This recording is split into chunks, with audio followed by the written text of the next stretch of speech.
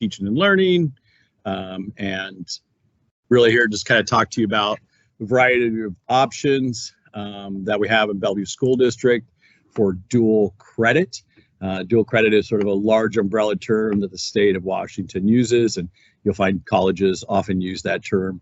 But we just want to be able to help folks and parents and students understand the options that are there for them, make informed decisions. There isn't always a right answer. It really does depend and vary from student to student. And so really the end of our piece is really helping you make an informed decision. The three that most folks are are familiar with, I've listed there at the top. And so today I just want to talk about what are our options, compare what those options are in terms of some different factors, talk about some of the advantages and disadvantages of dual credit, of the different programs, and then really just kind of help folks work through the idea of how do I make an informed decision to do this. So what are my options? Most folks are probably familiar. AP is probably a well-known program in the Bellevue School District. It is administered by an outside agency, the College Board. They manage that whole piece. I'm going to jump down to IB. Even these are alphabetical. IB is an international baccalaureate. It currently is only at Interlake, but it also is very similar, an outside organization that designs the tests and exams and different pieces and lays out what the curriculum is for. We have two then programs that are connected with local colleges or career and technical schools, and that includes college and the high school. And so that is courses that students take in our high schools, but get college credit for those or can receive college credit for them. And then Running Start, which is where students actually go to a local school and go to programs there and earn college credit. And that college credit then is transferred back to the high schools as high school credit. And then there is a fifth program called CTE Dual Credit. And it is offered through our CTE. It's administered differently. And the crediting for that tends to be a little bit different. I'm going to focus on the first four tonight.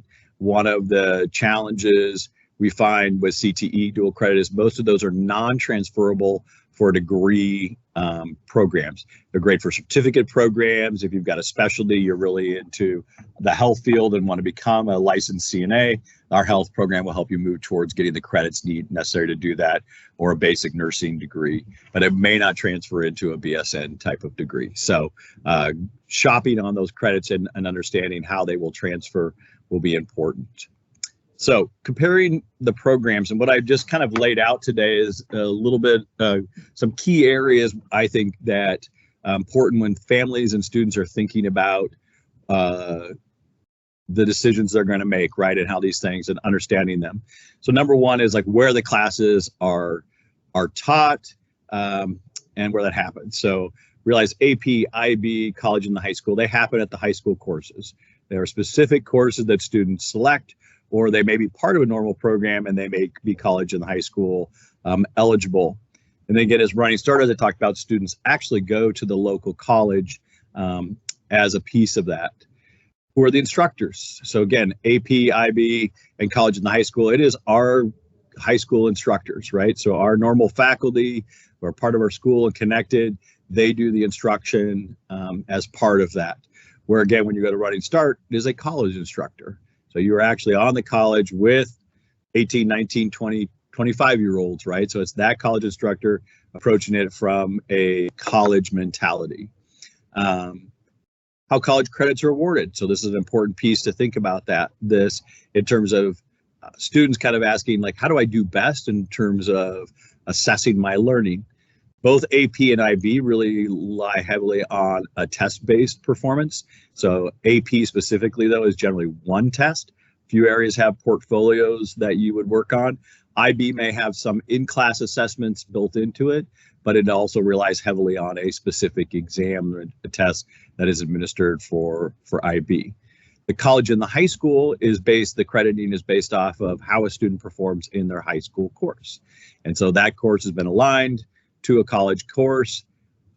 They meet those expectations. They take those assessments that they normally would do as part of their, when I say assessments, papers, projects, tests that they would do as part of their normal course taking. and then their grade is the same grade they would receive in their high school course. And then at Running Start, it is a course based on the college credit. So whatever course they sign up with, that is then mapped to a corresponding course for high school graduation. So a piece of it. Transferability, really, when it comes to the first, again, AP/IB and college and the high school, colleges really determine what scores as a course equivalency. So different scores on an AP exam can get you different crediting. Sometimes a 3 will get you a 5, sometimes a 4 will get you 10, sometimes a 5 will get you 15. Other times a score of 3, 4, and 5 will only earn you 5 credits. It really depends on the course and the institution. College and the high school, students actually earn whatever number of college credits that they sign up and get. So if you take a 5-credit class, it's a 5-credit class.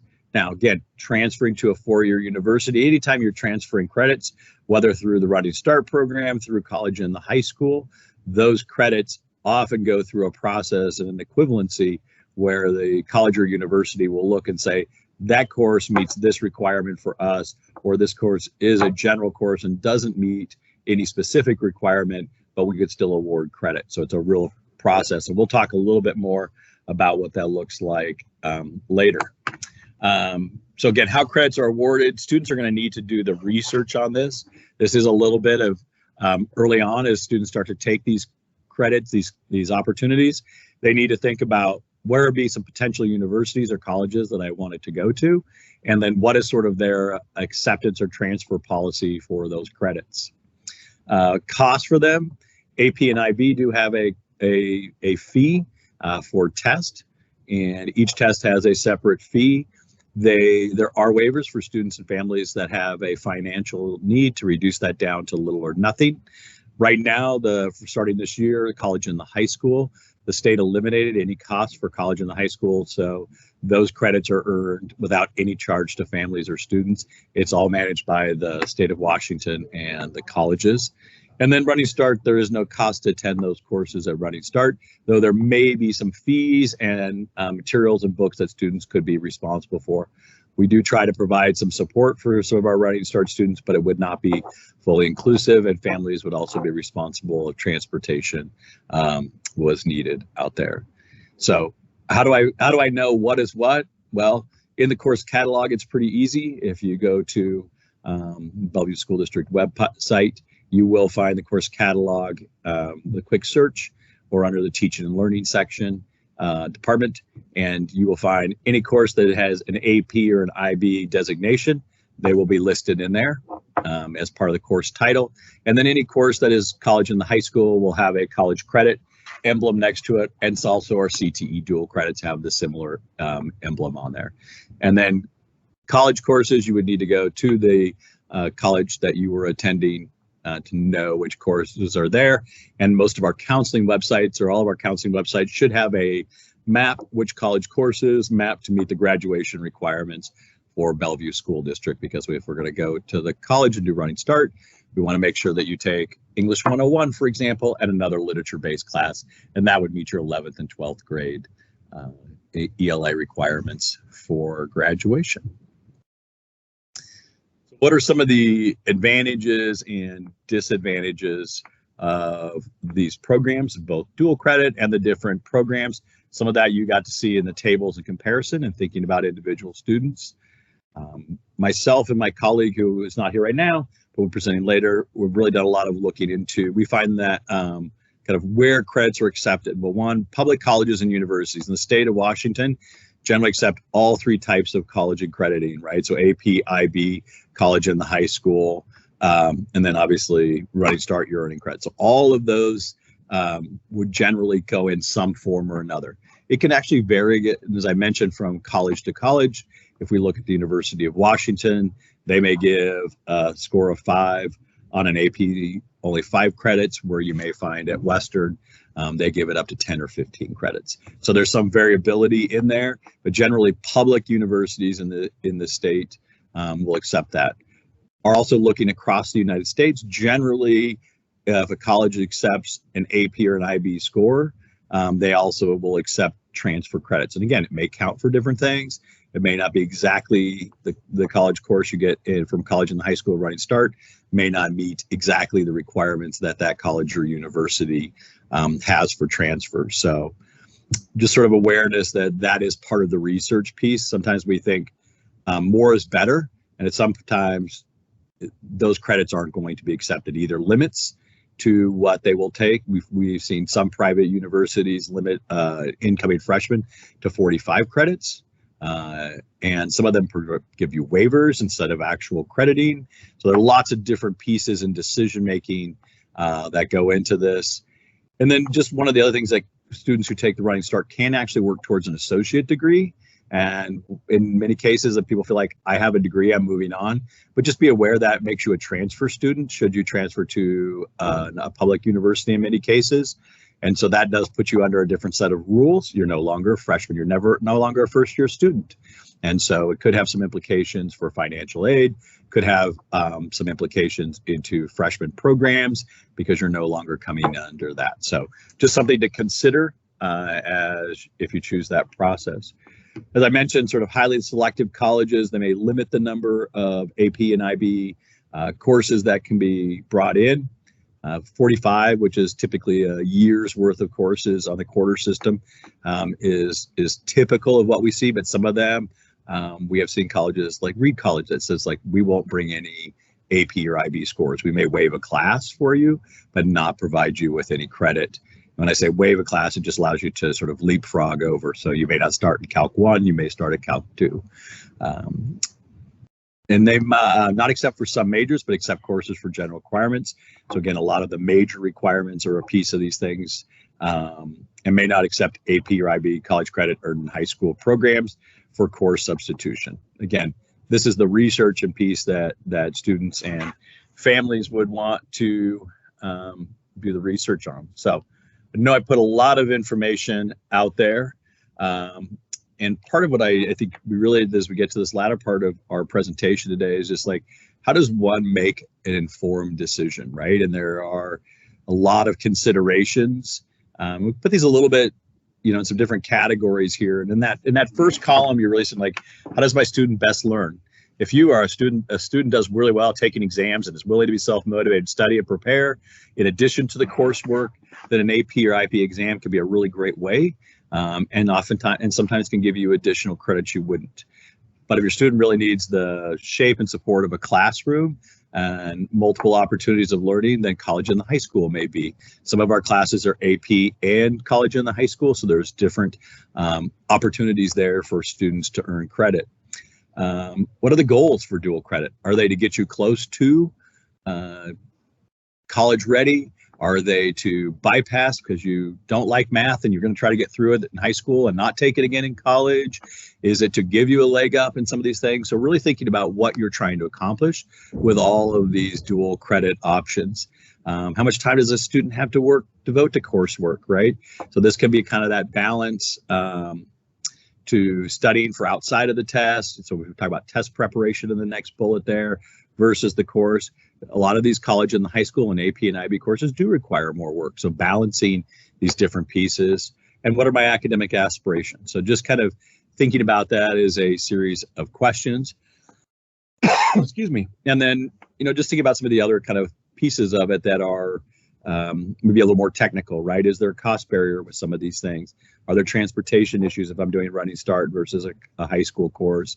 What is my level of responsibility in terms of doing some things outside or and such, getting too far if I'm going to Running Start?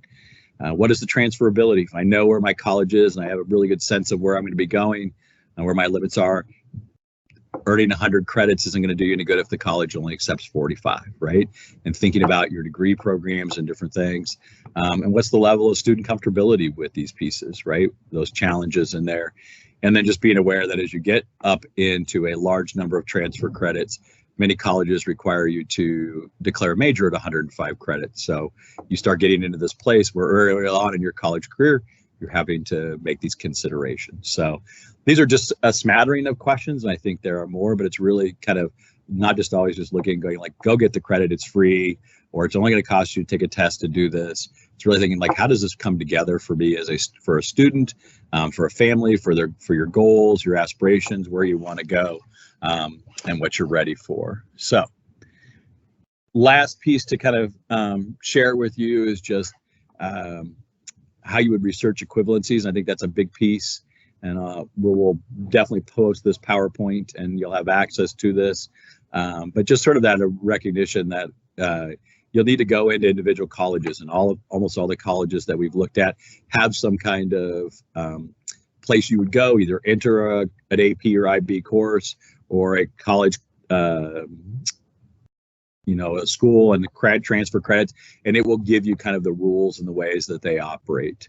And so you need to kind of know those different things and enter that in there to give you kind of a sense of where that transferability is for each of those. So yeah, usually pretty easy. Do a search, enter the information, and you can find out a lot about that. And again, all of that ties back to what are your needs as a student, where you're going, where you're thinking as we go through. So the decision of dual credit has many considerations and options. Students and families should consider how to best meet their goals and objectives.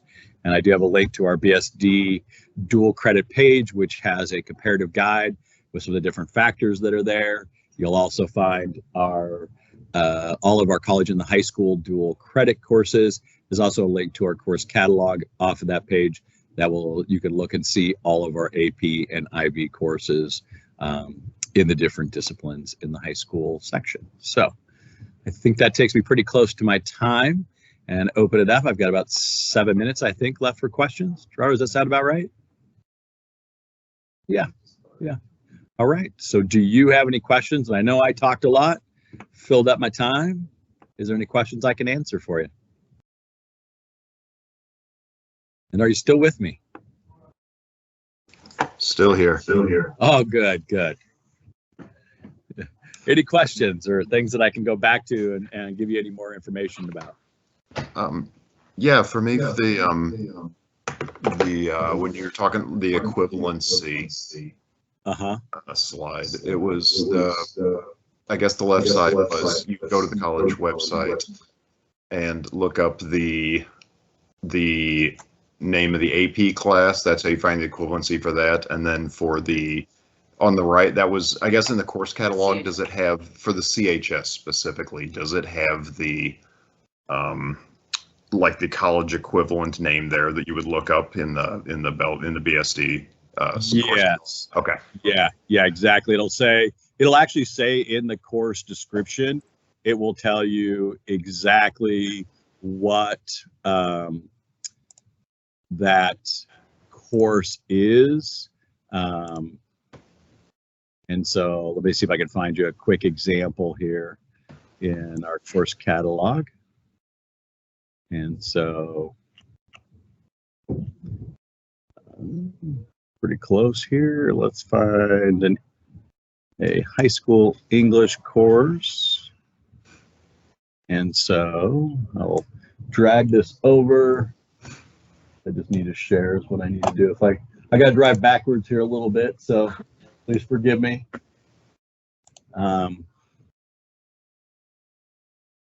See, that didn't work, but that's okay. I'm working on it.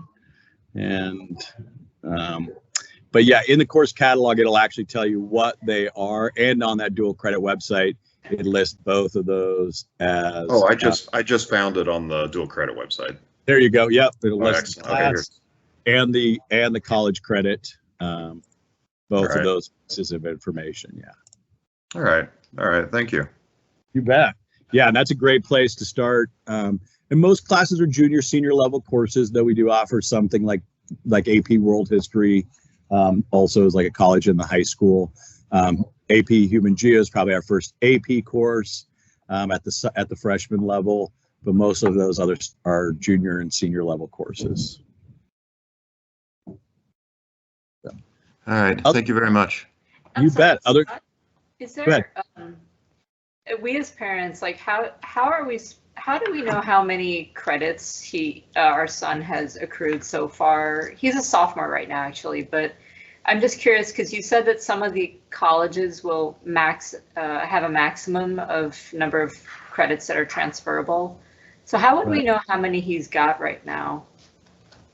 Well, right now, probably if your student is a sophomore, they probably have 0.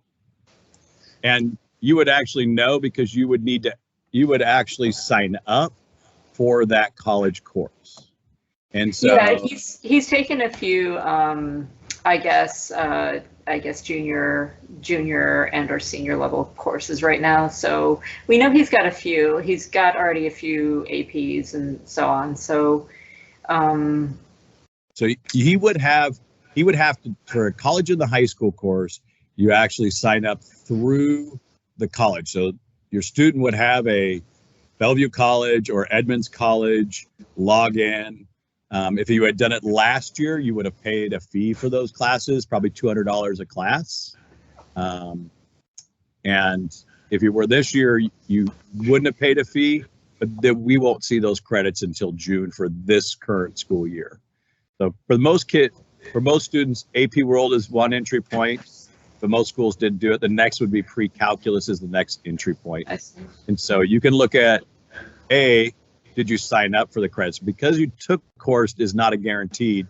You both have to, with college and the high school, you have to take the course and sign up through the college. And a lot of people go, I wish I had my students sign up for the college and the high school.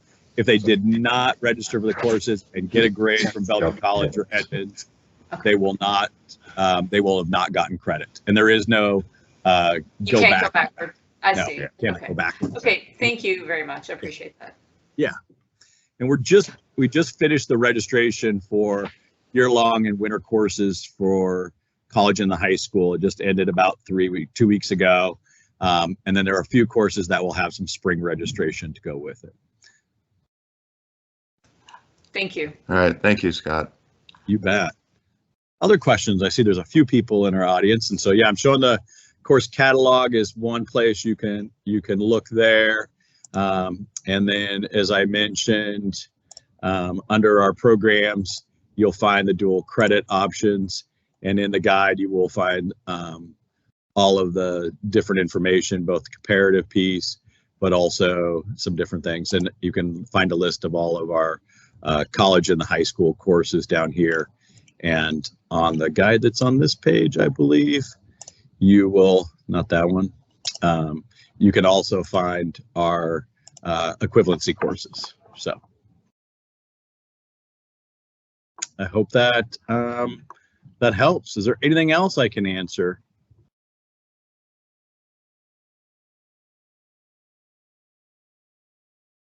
Yeah, so I got 1 minute left. I appreciate you coming today. And if you've got more questions about college and high school, there is a email that you can reach out to us. It is just chs@bsd405.org, I believe, and we will be able to answer your questions and support you. So